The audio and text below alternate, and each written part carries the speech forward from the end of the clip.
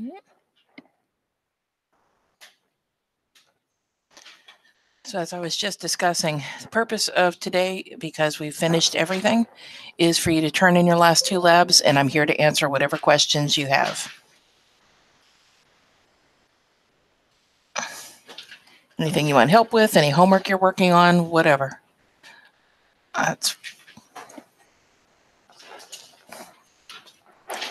If you weren't here on Tuesday, then clean out your folder, because all the stuff that I have graded up to this point is there.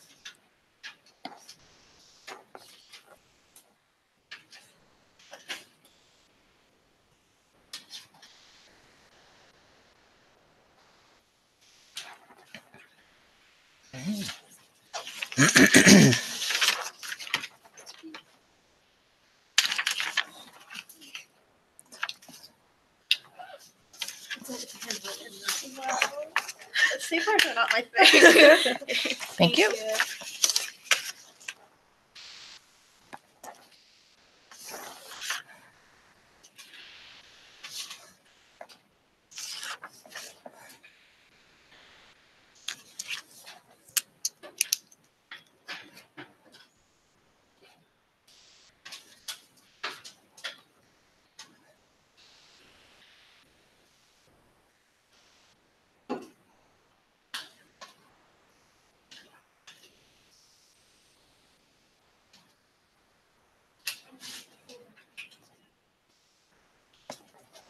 Mhm.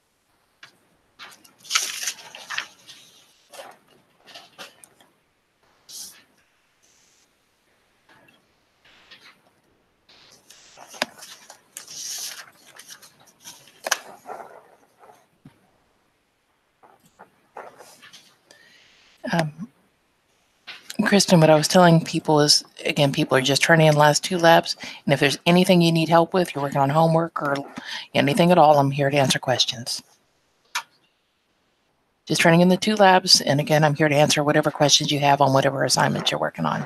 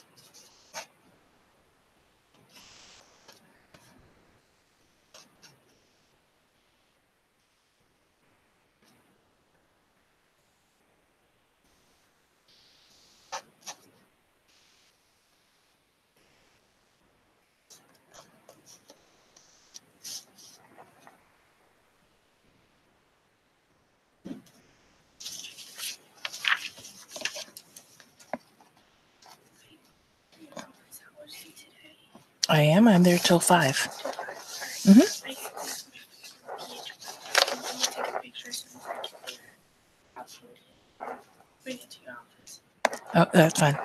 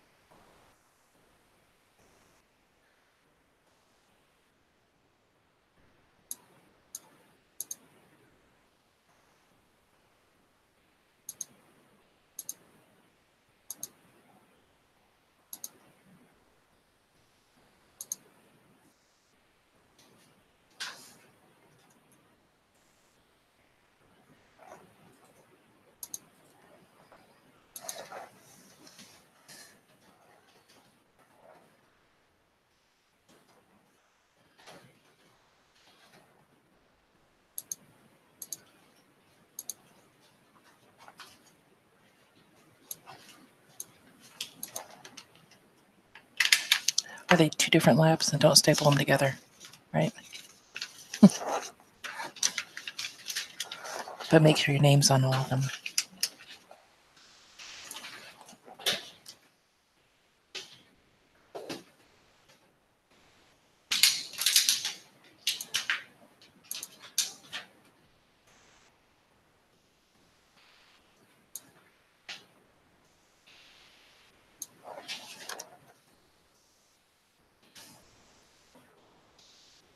Thank you.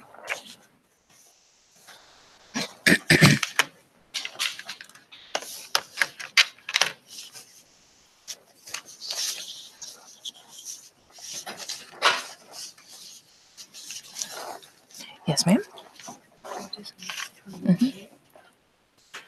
All right. It would have helped if you'd come Tuesday, which is when we went over every spec of this, and you didn't come to class. That,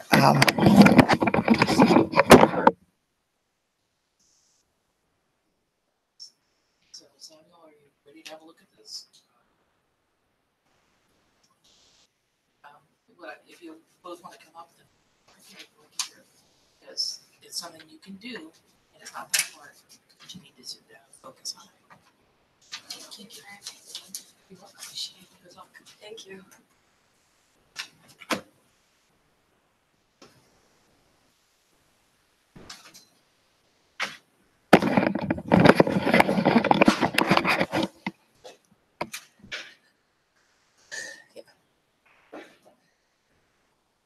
If you guys will come up here, it'll be easier for us to look at what you're doing.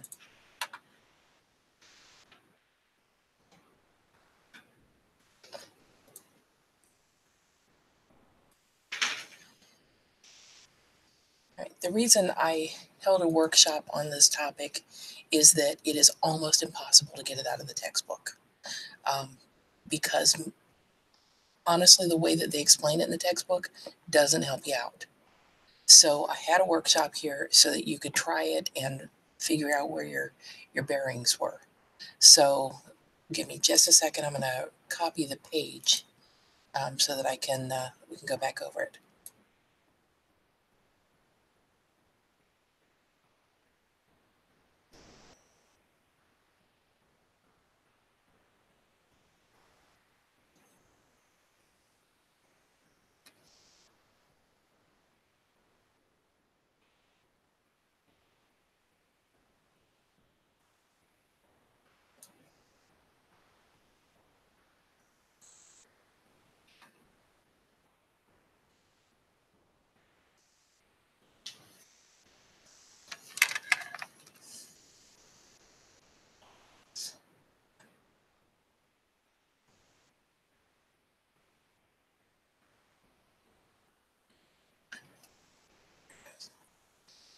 Let me share what I'm doing here with you. All right. Basic idea of stoichiometry. Let me get this shared with you. Basic idea first is that you have to be able to write a mass action expression. Mass action expression has only 3 rules for it. We can call it Q, we can call it K, but it's always going to be the concentration of products over the concentration of our reactants. Now, your textbook does not make a big, is it not showing up? Okay, yeah, let me start it again. Sometimes it just does that.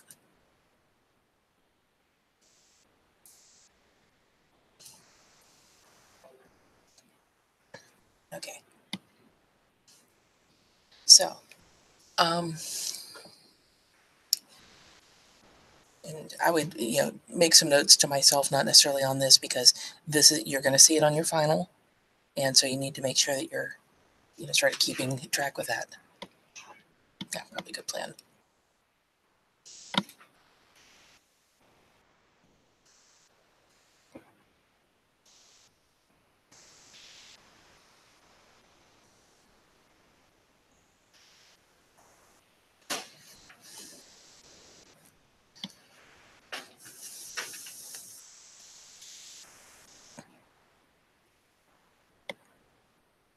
And help yourself to a snack. I've got tons of stuff left over.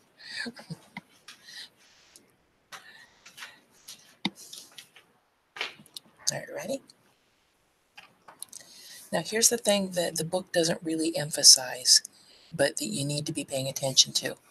That when they're saying products over reactants, they mean the product of, meaning we're going to be multiplying out. So symbols here, brackets mean concentration,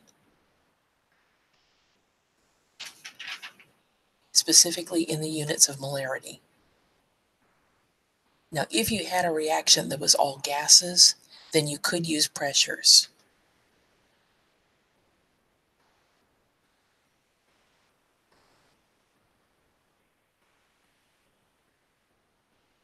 And the difference would be that we would call it a KP and a QP.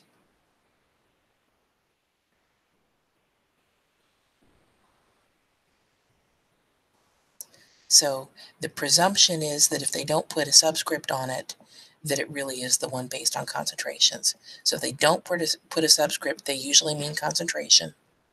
But if they specifically say KP and QP, then they want you to use pressures.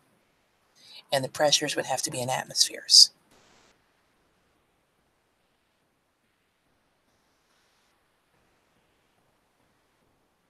Okay? Now, there are only 3 rules for the mass action expression. The mass action expression, this thing, when it's written, when they use the symbol Q, Q is called the reaction quotient.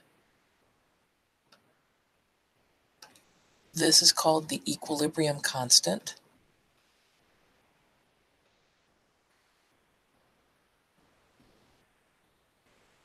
And this ratio of concentrations, your text doesn't give you the right word for it, but your later classes, if you have to take any later classes, we'll call this the mass action expression. So that's why I go ahead and introduce it now, so that when you see it later, you'll have some idea of what that means.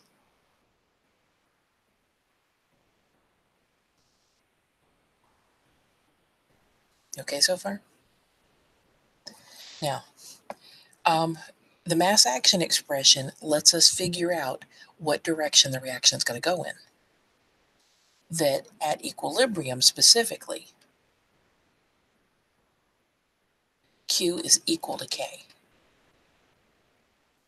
where K again is just some constant number. So it's a constant number at equilibrium. What that means is at equilibrium, there's a maximum amount as a ratio. And the analogy that I gave yesterday, or last time, was this, because this is really where the words come from. If you had a system that was at equilibrium, meaning that it's pretty much stabilized, oops.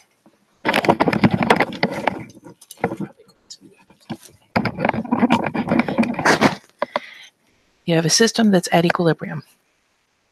So it's sort of balanced out. Now, it could stay at equilibrium with nothing on it, or if I added stuff on this side, I could still be at equilibrium if I added an equal amount on that side. Would you agree to that? Moral of the story is that the amount you have on the left side of your reaction, your reactants, and the amount you have on the right side of the reaction, your products, okay, it's always reactants and products, that the actual amounts aren't as important as the fact that it balances out to this ratio. Okay, so what we're saying is that at equilibrium, this ratio of numbers, whatever those numbers are, will always equal some constant value. So what that means is that if I had a ratio of 4 to 1, that would give me the number 4. That would be the same as the number 1 over 1/4. That would also give me 4. Both of these are at equilibrium. If K is equal to 4, they're both at equilibrium.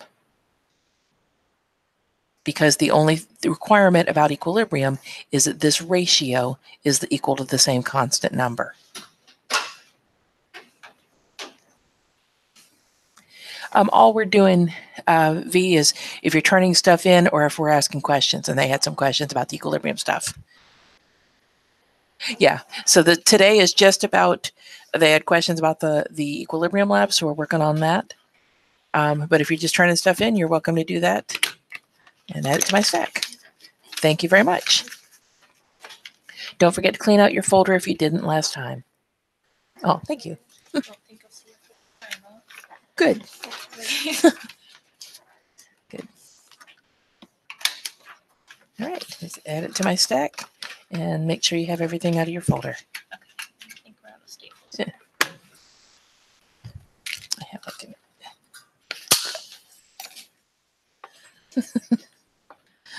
just enough for today. Apparently, I'm the only one that supplies staples to the room, or staplers, or it's jammed. Where are the staples? Ah, Do they flip backwards? they're sideways. They squish them. Yes, try this again.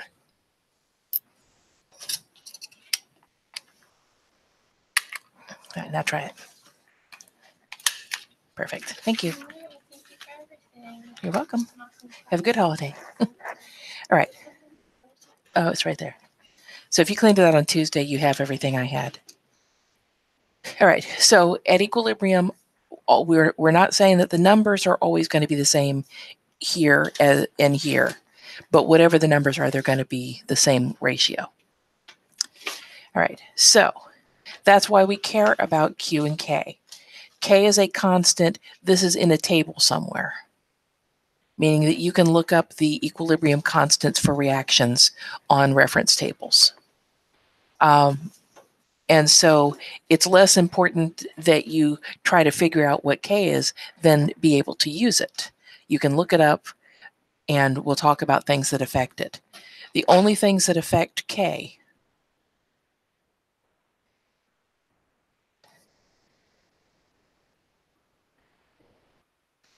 is what the reaction is and the temperature.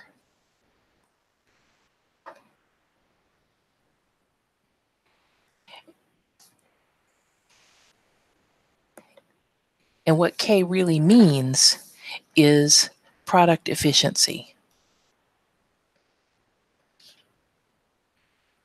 Meaning that if K is greater than 1, the reaction likes to make product.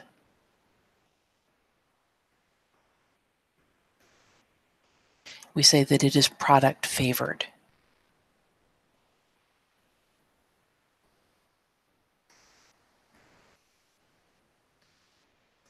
So what would be if K is less than 1? Yeah. Yeah, that if you started out with a lot of product, it's going to make more reactant out of it. That there, at the end of the day, there's more reactant than product. So it is reactant favored. And it makes very little product.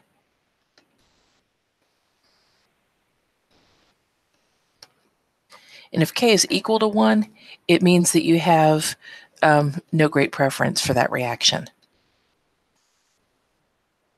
And some reactions are really, really favored. There are K values that are 10 to the 150th. I mean, they really want to do their thing. Then there's Ks that are 10 to the minus 51, 10 to the minus 61. So there's lots of different values of K.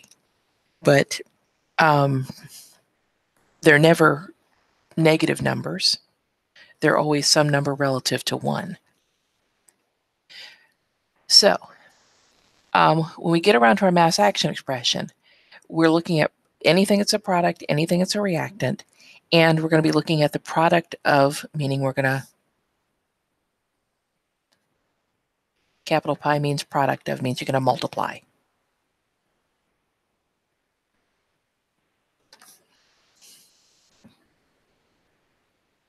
Now again, your textbook doesn't put this in there, and I've never seen it in any textbook. I'm only putting this in for emphasis. That when you're working with the concentrations of your products, there's never going to be any addition or subtraction or anything like that. It's only ever going to be concentrations multiplied. Are you with me? Now, so here's the guidelines. Step 1, if you have solids or liquids, they're going to be a 1 in your mass action expression.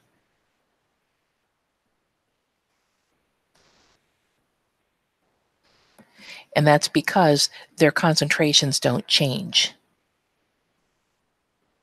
If you have more of a solid, it takes up more space. And so as a consequence, the relative amount of stuff to volume doesn't change. And so since the number isn't going to be relevant, we just don't bother putting a number in there. Second rule is that you have to start with the net ionic equation. Now, lucky for you, in this chapter, for the most part, they've already given you net ionic equations. And in the lab, you were given net ionic equations. But this is why net ionic equations were such a big deal. That if you worked with a total ionic or a molecular equation, numerically, it wouldn't give you the same answer. So you would have to, everybody has to be writing the same equation. Third rule is that the coefficients from the reaction is the same as the exponents on the concentrations.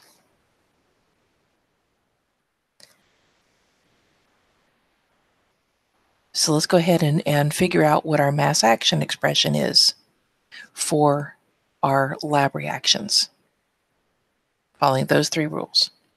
With me? All right. So who are our products? Are they over here or are they over here? Okay, products are always on the right, because whoever writes the reaction down on the page, if it's reversible, if it could go either way, could choose to write it in either direction. So the only way that you know is that you have to go based on the way that they wrote it. So anything that's on the product side is going to go on the top. We happen to have 2 things on the product.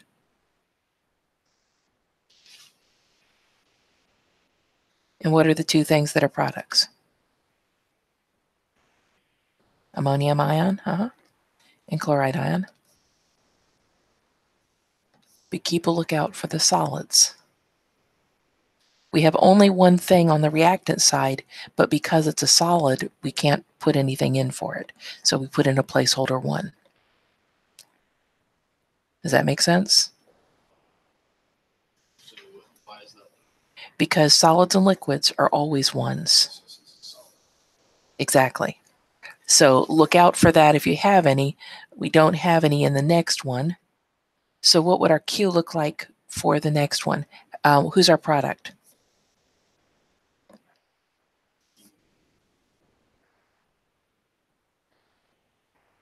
CH.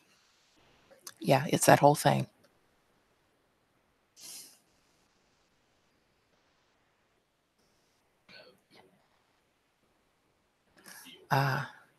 But because none of those are solids or liquids, we're going to put those in. Sure. So how many reactants do we have? We have 2 of them, right?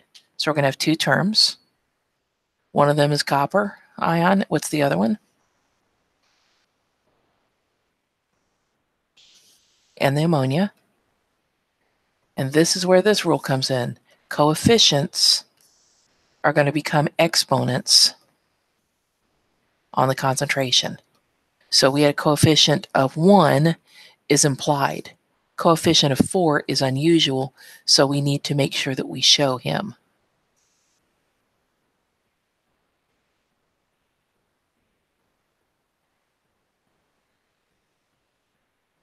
You with me? So what should the last one look like? Is there anything that's going to be replaced with a 1? No. Everything's is aqueous, so everything's going to show up. Kang, what do you think should happen?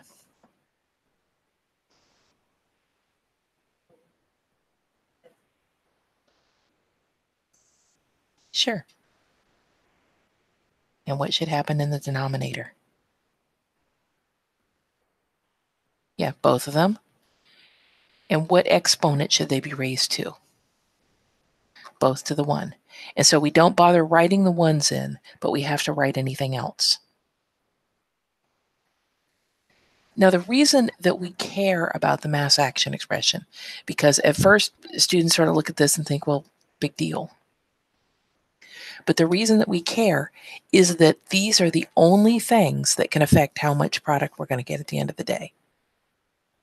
That in this first reaction, yes, there was a solid, but his quantity isn't going to affect our outcomes because his quantity can't really change in terms of concentration. So one of the reasons these are called the law of mass action or mass action expressions is that these are the ones that create the action in the reaction. Are you with me? All right, so there's the first step. We need to be able to write a mass action expression, and they're not that hard. You just have to look at the equation. Give me just a second here.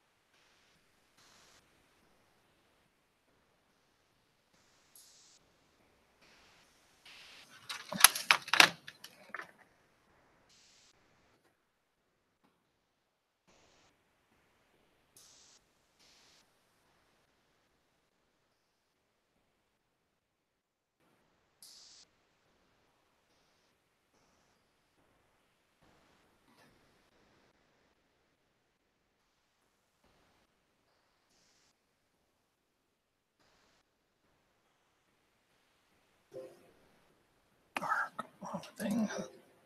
There you go. All right. So let's take a moment and talk about what Le Chatelier's principle says. Le Chatelier's principle, when they describe it in the books, is always horrible. And I've never found a book that does a really good job of it.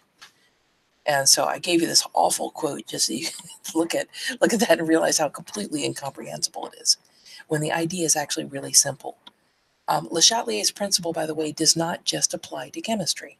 It's applied to economics, it's applied to biology, it's applied in a lot of situations. Le Chatelier's principle says a system, first requirement is that the system is already at equilibrium. Now, what that means to us, by definition, at equilibrium, that means that Q is equal to K. So we're starting out assuming it's at equilibrium. When stressed, now Q is not equal to K. Something has made our Q change. Something changed one of the numbers. We'll shift to offset the stress.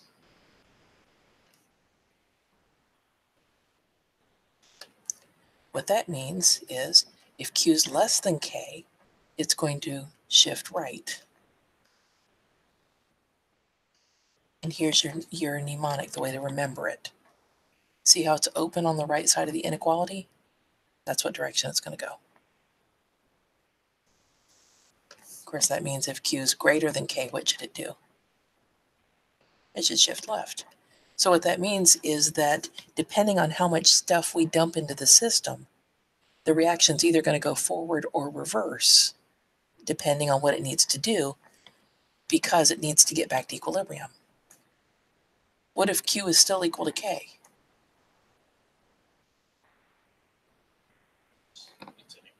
Yeah, there's going to be no shift because there's no need for a shift. You with me so far? So these are the only things that can really cause a shift. Change the concentration of something, change the pressure or volume. I'm going to take a second and describe why that matters. If you're talking about gases, for gases, PV equals nRT. And if I did a little bit of algebra, I would find that That's true, right? And this is moles per liter, which is molarity. So for gases, pressure is proportional to the concentration. That's why we can talk about mass action expressions in pressures or in concentrations, because they're both going to give you the same sort of ratio. You can also see that for gases, because gases can expand or contract, I can see that volume is inverse to molarity. So if I give a gas container, I give it a larger volume, it's going to reduce the concentration of all the gases. So these are the only two things that can affect the equilibrium. Now, you'll notice that these are the things that are in Q. Our mass action expression has concentrations or it has pressures. Now, there is one other thing that can affect the equilibrium, but for a different reason. And we said that temperature actually changes K. But we're going to use a shortcut rule, a sort of cheater.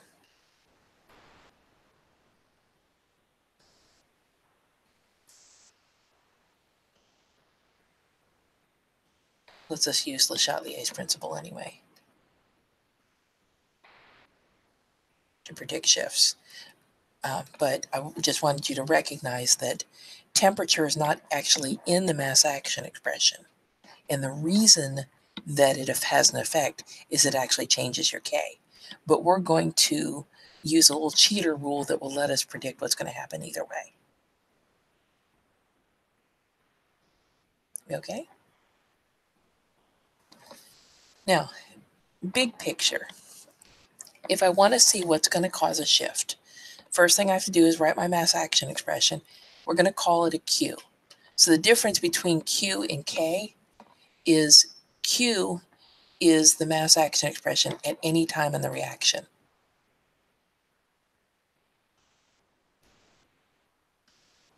Whereas K is the mass action expression specifically at equilibrium. So I could always find my ratio at any time. And that's why Q is equal to K at equilibrium, but at any other time it doesn't have to be. And that's why it'll tell us what it's going to do. So the first step is we have to write that mass action expression. Second thing is I have to figure out who's causing the stress. And the thing that's causing my stress, we're going to call a stressor. And the things that are stressors could be anything that's in the mass action expression. Now, we have a side reaction possibility as well. And we'll look at that in just a couple minutes, but first we'll look at the ones that are in the mass action expression. And we said again, pressures affect gases particularly. Temperature can have an effect. So we're going to first start out saying Q is equal to K and write our mass action expression. We're going to identify who our stressor is. Then we're going to figure out how did that stressor relate to Q. Right? Q is equal to your product over your reactants. So is your stressor on the top or the bottom of that fraction? That will tell us about direct or indirect. Are we okay with that? Stop me at any time. Now, once I know what's happened to Q, if Q went up, then I know if Q increased, then Q is greater than K. And anytime that's true, we know it's going to go to the left. If Q decreased, then now we know it's going to go to the right. So we can make some predictions. So this is a summary chart. But let's look at some examples because it looks terrible, but it's actually not bad at all. And most people tend to get this idea pretty quickly. Now the book, I'm going to tell you, the book does not show you the Q technique. The reason that I teach you the Q technique is that it's the one that you have to use in later classes. And honestly, most students get it right more of the time. So it's just as easy to do, and you're going to use it later. So that's why I teach it the way that I do. And somebody's walking through my backyard. Just be careful. If what you have added is a strong electrolyte, then you're going to need to break it apart. Because we're adding something to a system. It was at equilibrium according to Le Chatelier. Then somebody messes with it and changes the concentration. Remember that whatever you have added, if it's a strong electrolyte, we need to break it apart. What substances are strong electrolytes? What state do they have to be in? Well, they will separate, but what state do they have to be in? Yeah, they have to be aqueous. Another way of saying that is it's something that's soluble. Your end of chapter and your homework questions commonly will add something like table salt. Solids, table salt is added. But since table salt is soluble, remember that that would become aqueous. So both of those would be identifiers. Then they have to be either ionic, which means that they have what in them? What has to be in an ionic compound? It has to have a metal in it. Well, that's why I'm asking the question. If I expect you to know it immediately. It also could be one of your 7 strong acids.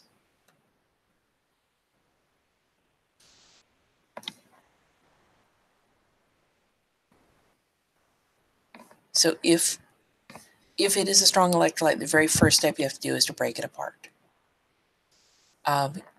Then you look to see if it's a stressor or not. Is it in the mass action expression? Because the only things that can affect the mass action expression are the things that are in the mass action expression.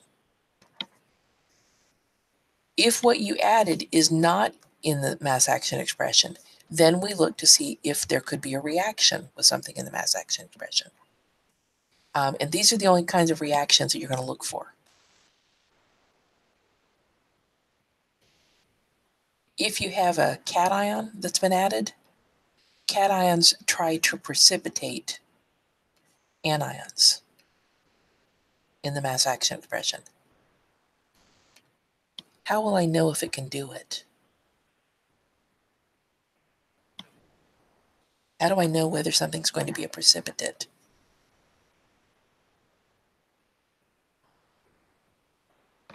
Well, yeah, exactly. You need to know if it's going to make a solid. So you need to check your solubility rules.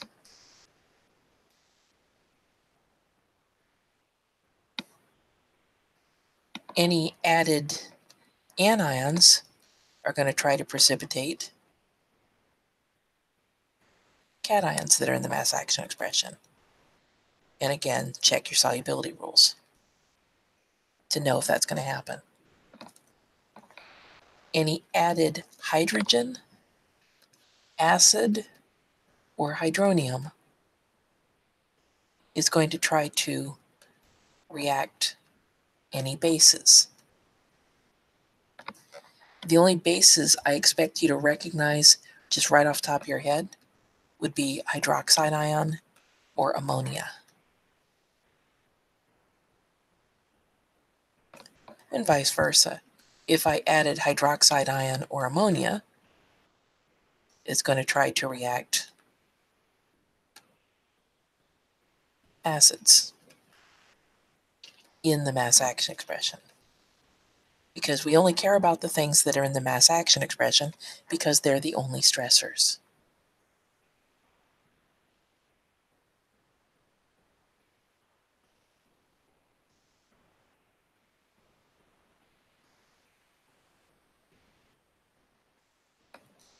So this is why we had to dissociate it, because the cations and anions could act independently.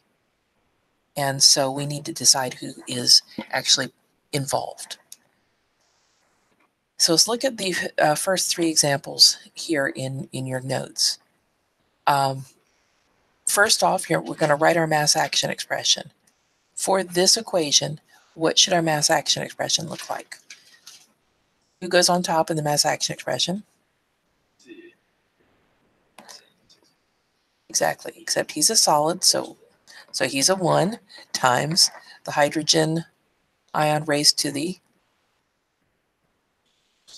6th power.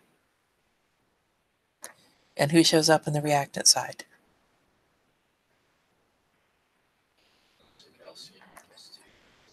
Calcium to the 3rd. Phosphoric acid to the, there you go. So that's step 1 of Le Chatelier's principle. Then we read the question a little further. They told us we are increasing the concentration of calcium.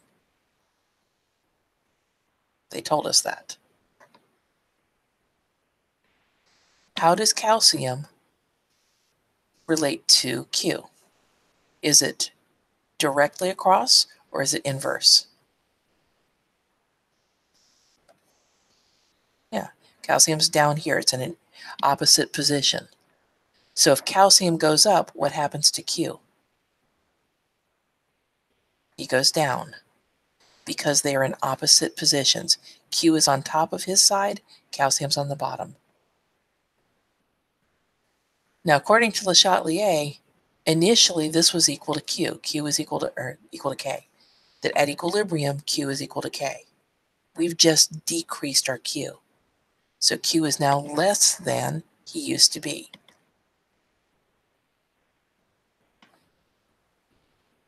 So what direction is that going to go?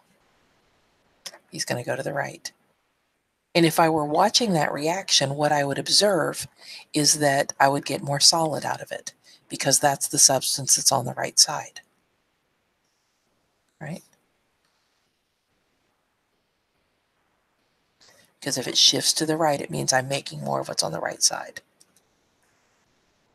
So let's look at the second one. Is there anything that's going to be a 1 in our mass action expression here? Sure. The barium carbonate's a solid, so we know we can't put him in our mass action expression. Kang, who goes in the denominator then? The barium, and then the carbonate. And what exponent should we have?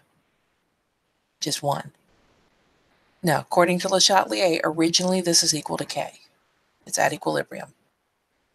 Then somebody comes in and messes with it, and this time they added carbonate. So they are increasing by adding, they're increasing the carbonate concentration. How does carbonate relate to Q? He's inverse. So what's going to happen to Q? He's going to go down. Are you with me on that, King? Excellent. So Q is less. What direction is he going to go?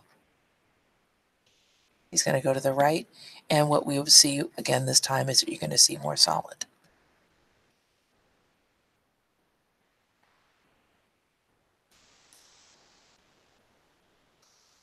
Is there anything here that's going to be replaced with a 1?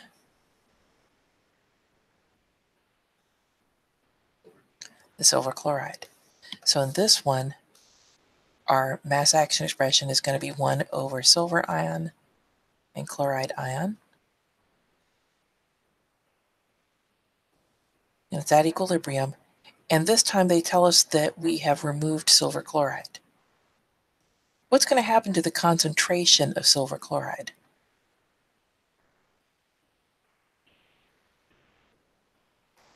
It's still 1. Because it's a solid, the reason we replace it with a 1 is that we can't change its concentration. If you have less of it, the ratio is still the same. And so there's going to be no shift. He's still 1. The solid doesn't affect the mass action expression. With me so far?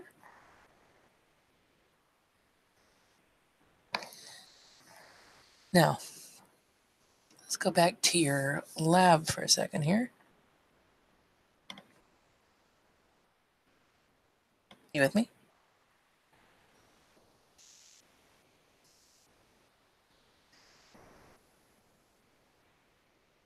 you go back to your lab, ammonium was a clear colorless liquid. Chloride was this was all part of the same liquid, so it was already dissociated. You started out with a solution. I don't know if you remember what it looked like in the bottle, but there were crystals of ammonium chloride in the same container. We left the crystals in there because we wanted to make sure that it stayed saturated. Saturated means that a solid is at equilibrium with his dissociated ions, his dissolved ions. So we wanted to make sure it stayed saturated, so we made sure there was always a little bit of both things in the mixture. And it was a clear colorless liquid that you worked with. Then you added HCl, which was aqueous. Is this a strong electrolyte? Yes. It's a strong electrolyte because it's a strong acid and it's aqueous. So what you added were some hydrogen ions and some chloride ions. Are you with me? Now, which of these two things could be a stressor here? Oh, but hydrogen isn't in the mass action expression. You see it? Would you agree that the chloride is there? So the stressor has to be something that's in your MAE. And if it's not there, then you need to look for a reaction, or side reaction. So chloride is there. By adding it, have we increased or decreased it?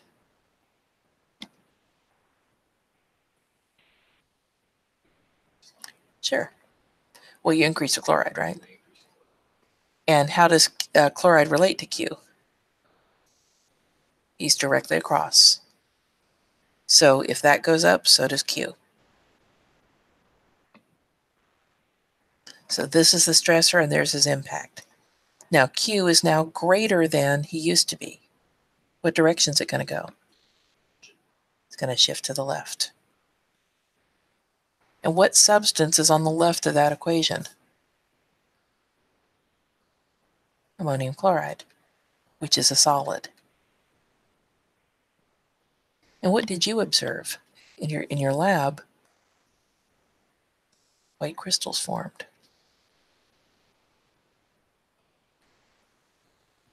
So you saw exactly what you were supposed to see.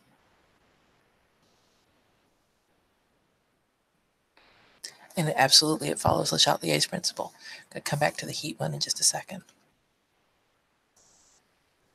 The reason that we didn't start with a system at equilibrium initially for this section experiment was we wanted you to see the colors. Copper by itself is a sort of turquoise color, so pale blue. Ammonia is a clear colorless liquid. When you added the ammonia to the copper, what did it look like? Look it up. Do you have your notebook?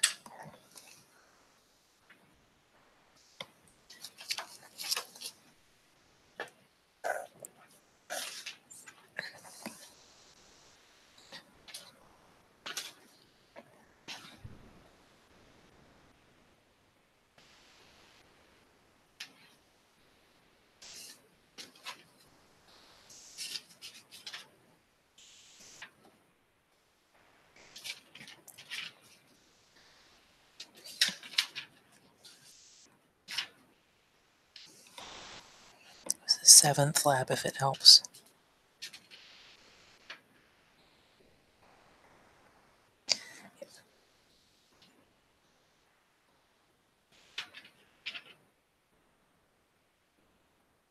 What did you see, Kane? Yeah, it was a really dark, really pretty dark blue.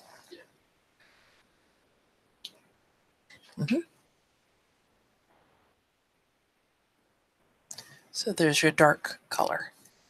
So we wanted you to see what they looked like before they mixed so that you would be able to recognize which direction it shifted. It was not already at equilibrium because equilibrium means you have a little bit of both, and you didn't. You had to make product for the first time. So it can't go reverse if you don't have any product to use up. Would you agree to that? So That's why this very first step was just setting up the equilibrium. The only direction it could possibly have gone was right, because there wasn't any reactant to use up. Then you did something to it. You added HCl, which is a strong electrolyte, which breaks apart hydrogen ion and chloride ion. Are either of these stressors in the mass action expression?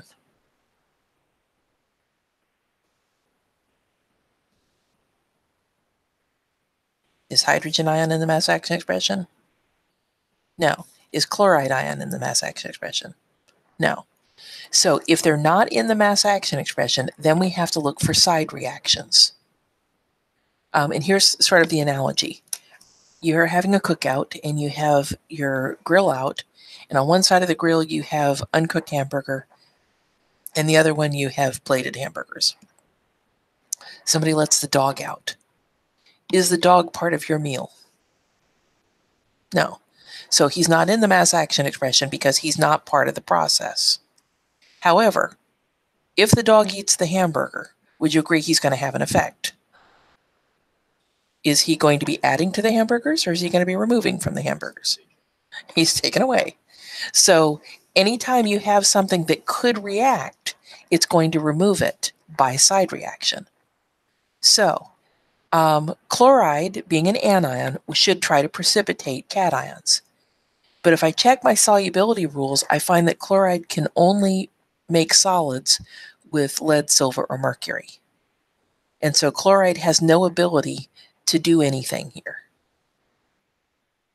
Hydrogen is an acid, which means that he's going to go after anything that's a base. Is there anything here that's a base?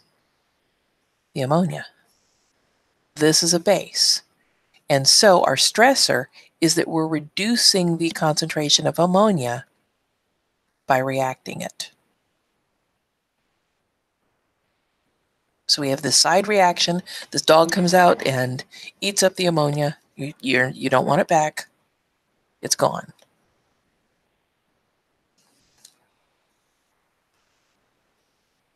Now, how does ammonia relate to Q? It's inverse. So what should happen to Q? It should go up. So Q is now greater than he used to be. What direction is he going to go? He's going to go to the left. And what should you make more of? Copper ion and ammonia. And what should it look like? Or at least a paler blue.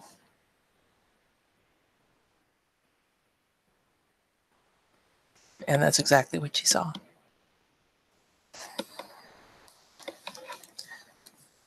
So Le Chatelier was a pretty bright guy.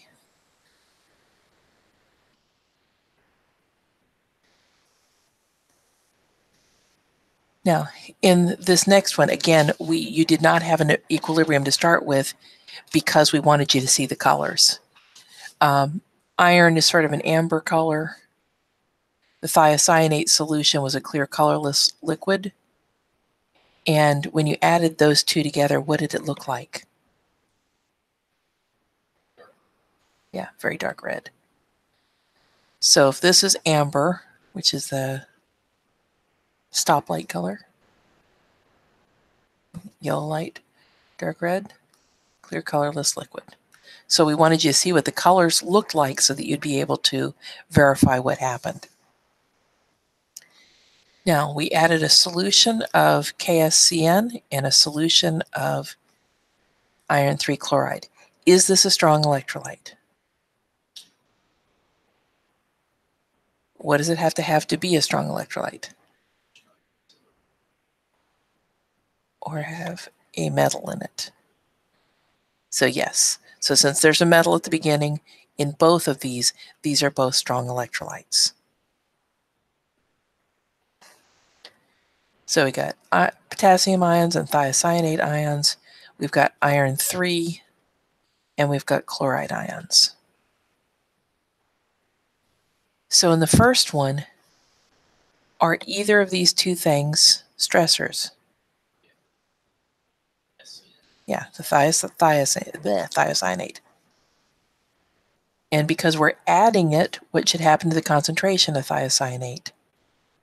Should increase. Just looking at the next one for a second. Is either of these a stressor? The iron. And by adding it, are we increasing or decreasing? You're adding, so you're increasing the Fe. So this is what's causing it. That's the stressor. So that's what Le Chatelier meant by a stressor, was something that's changing your Q. Now, how does that affect your Q for thiocyanate? Decrease. It should decrease. What about for iron? Should also decrease. So how does Q compare to K now? He's less than. So what should it do? Should shift to the right. What about the next one? Right you are. And what are you going to make if it's shifting to the right? Yeah. More of this. Iron thiocyanate complex.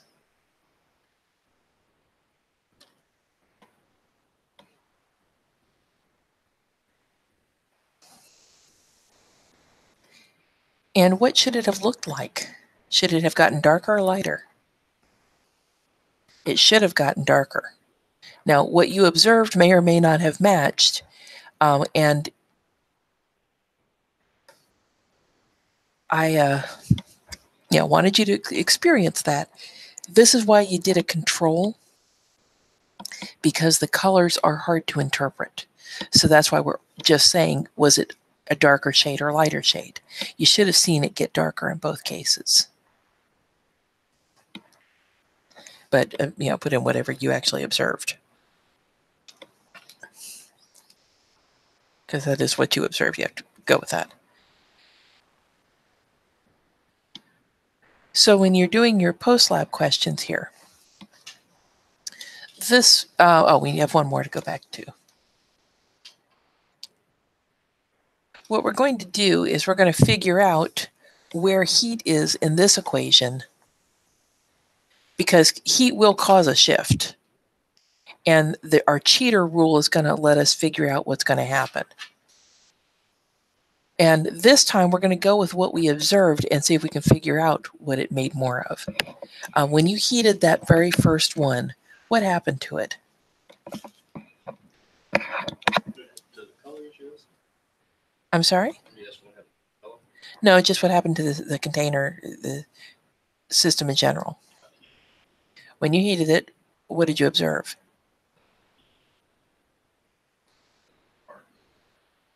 Yeah, the crystals dissolved.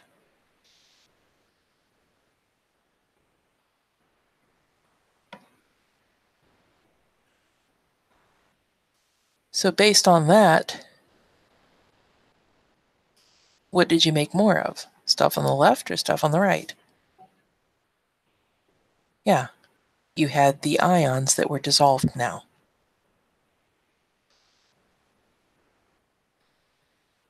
So what direction did it go?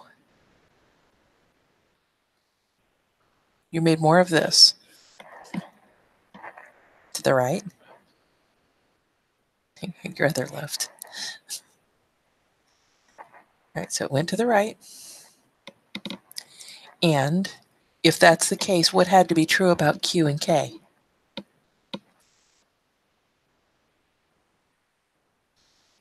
Sure. Because that's would only happen if that's the only possibility if it goes to the right. Are you with me on that, King? Okay. Now, let's look at what we have here. We know that Q ended up being less, but we added heat. So was heat increased or decreased? It was increased. So where is heat here? Is he directly across from Q or underneath? He has to have been underneath. And, right, because they had opposite behaviors. Is there any part of that logic chain you're not with me on? So from our observation, we knew it went to the right because we saw it dissolve. And if it goes to the right, that only happens if Q is less than K. So we know that Q is less than he used to be, but we know that we did add or increase the heat. And this is the Van't Hoff rule. The Van't Hoff rule says you can cheat and act like heat is a concentration. And you can predict shifts like that. So if heat is down here, is he a reactant or is he a product?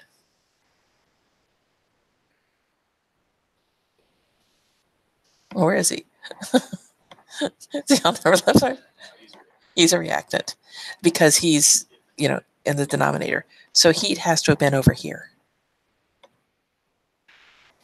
And so the Van't Hoff rule says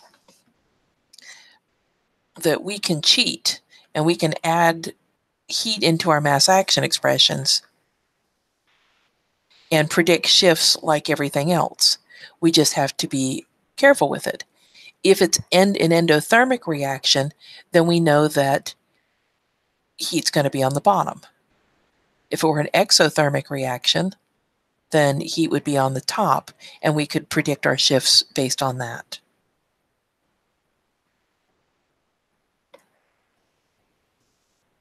Does that make sense? Now, I do want to remind you that the Van't Hoff rule says we can use heat in our mass action expression with Le Chatelier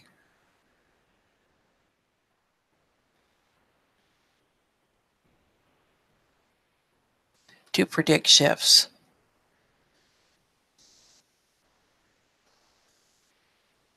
But I want to really emphasize, it gives you the right answer for the wrong reason.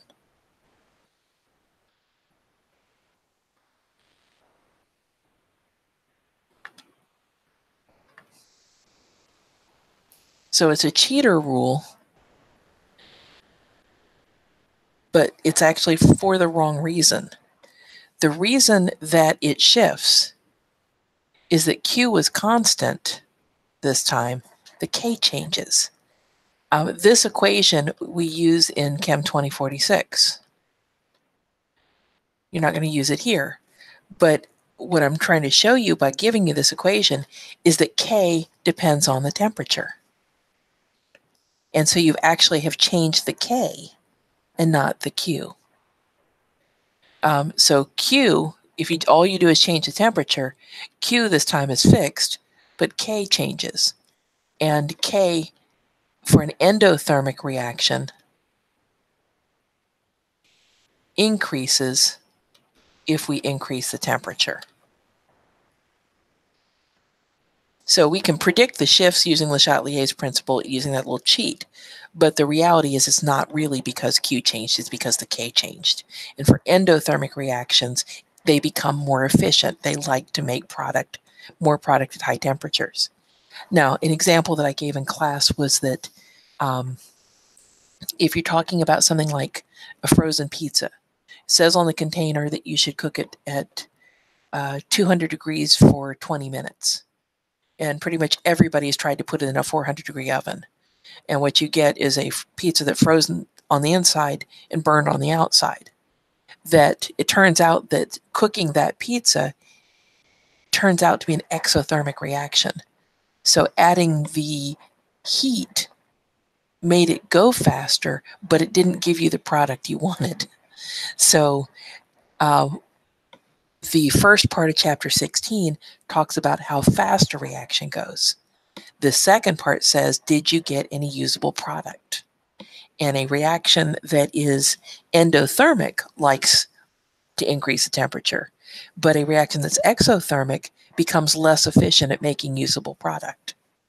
So there's always that balance of, are you okay with not getting very much if you get there quickly? Or would it be just better to wait the time so that you get the amount of product you need? It just makes a little bit of difference. Catalysts have no effect on equilibrium position.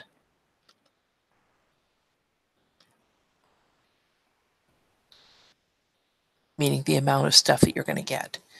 That a catalyst, here's our reaction.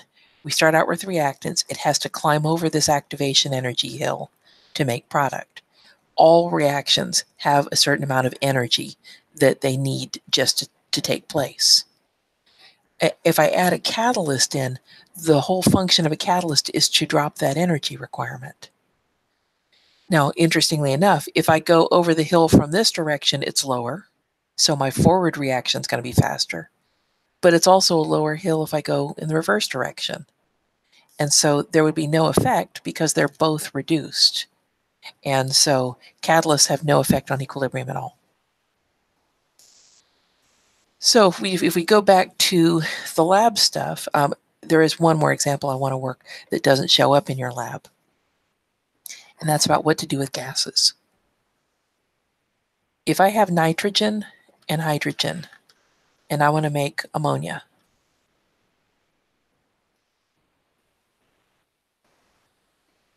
if what they tell me is I'm increasing the partial pressure of ammonia, well, then I could set up my mass action expression based on pressures. Because everything's a gas, pressure is a reasonable thing. I can see that the pressure of ammonia would be squared, and the pressure of nitrogen to the first, and pressure of hydrogen to the what power? 3. So we have a mass action expression. Because everything's a gas, talking about pressures is just as reasonable. So what we're told here is that we've increased the pressure of ammonia. How does that affect Q? Sure. So I should be increasing Q, and Q is going to be greater than it used to be. So what direction should it shift? It's going to shift to the left. So if they give me a gas, and this time they're talking about a particular gas in the sample, then I can tell very easily which direction it's going to shift, just like anything else. But sometimes they make a change to the system, and what they tell you is we double all the pressures, or we increase the pressure on the system.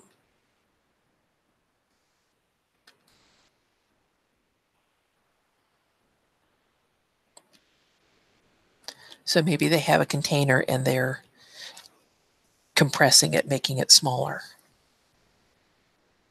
This time it's non-specific. They haven't told us which thing it affects. So we need to look at that idea. This pressure would be affected, this pressure would be affected, and so would this. But if I look carefully, I have 2 moles of gas that can be affected here. I've got 4 moles of gas that are going to be affected here. Because there are more moles of gas on the reactant side, the effect is greater for them.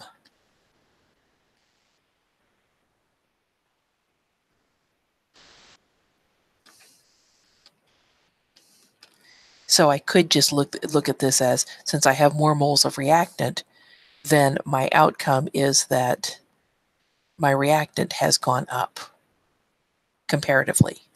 They changed the pressures, and my reactant is going to be the one that's increased the most. So what's going to happen to Q?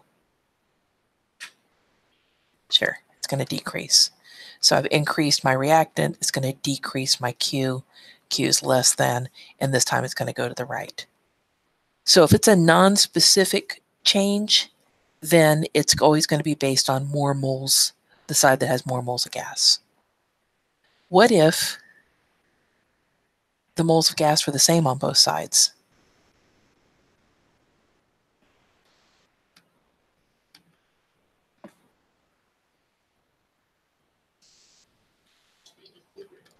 Yeah, there would be no shift. That changing the pressure, changing the volume wouldn't have anything to do with it. But if they isolate a particular partial pressure, then it's just a normal shift. And so this summary that I gave you in your notes was just to remind you that if you have gases, pressures will affect the side that has the more moles of gas. And so again, the summary charts pretty much walks you through what would you have to do for any of those things. Now, what you have left in your lab, most of this you've already done at this point. This is our reaction 1, which you should have on the front of the page now. You should have this one already on the front of the page. This is our second reaction, which you have on the front of the page. So I just want you to recopy it in a nice clean format so it's easy for me to go through. This is where you're taking the logic of what we did about the ammonia and the hydronium. Hydronium meaning hydrogen ion. So you already have this addition on the front. This is just walking through, what's changing. And then there's one for you to predict that we haven't not yet done. So this one is a new one for you. We have already done this on the front. This is reaction 3.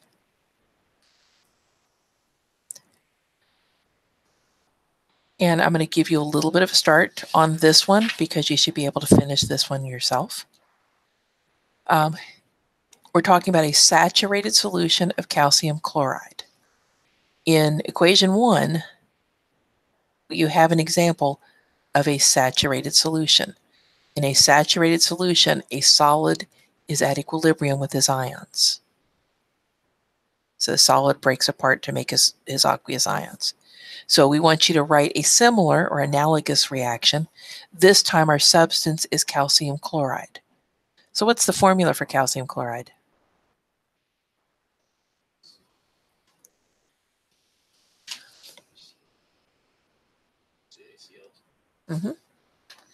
And because it's a saturated solution, it means you're starting with a solid and you need to figure out what your your ions are.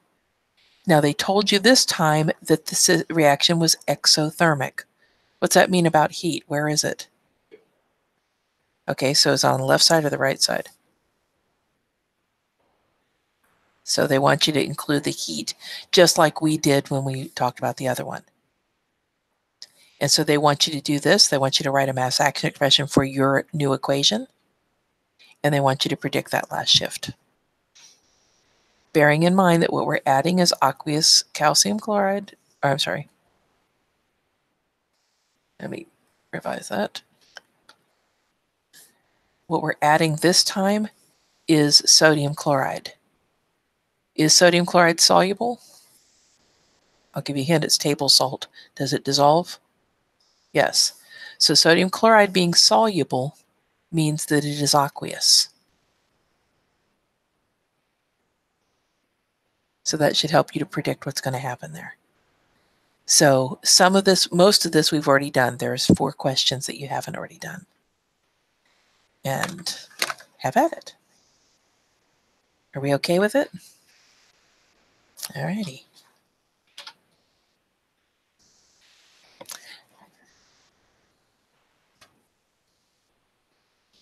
Did you have any questions, Elias? I just answered all the. Okay.